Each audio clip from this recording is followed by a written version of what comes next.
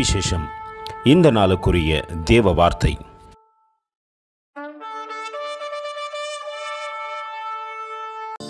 There is therefore now no condemnation to them which are in Christ Jesus, who walk not after the flesh, but after the Spirit.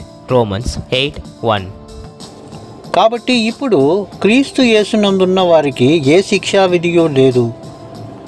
ரோமேலுக்கு రాసిన పత్రిక 8వ అధ్యాయం 1వ వాక్యం.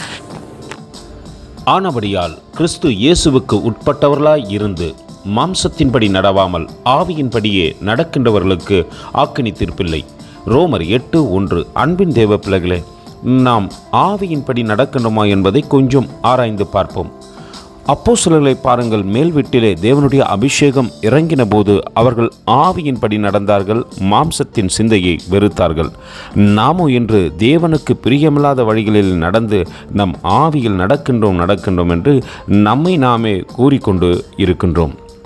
ஆவியின்படி நடக்கின்றவன் ஆத்தும அறுவடை செய்து விடுகின்றான். அவன் ஆண்டவருக்கு பிரியமானதை செய்யத்தக்கதாக தன்னை தாழ்த்தி ஒப்பம் கொடுத்து விடுகின்றான். மாம்சத்தின்படி நடக்கின்றவன் யூதாஸ் காரியோத்தை போல இருக்கின்றான். தேவ சமூகத்திலிருந்து எத்தனை முறை சத்தம் கேட்ட போதிலும் அவன் தன் செவியை அடைத்து கொண்டு நடக்கின்றான். அவனுடைய காரியங்கள் ஒரு நாள் வெளிப்படும். அவனை தேவன் நிச்சயம் தண்டிப்பார். கர்த்தர் தாமே உங்களை ஆசீர்வதிப்பாராக. ஆமேன். எங்களோடு கூட இணைந்து ஊழியம் செய்ய விரும்பினால் இந்த வார்த்தைகளை மற்றவர்களுக்கும் பகிர்ந்து கொடுங்கள். இது ராஜ்யத்தின் சுவிசேஷம். Thank you for watching. God bless you.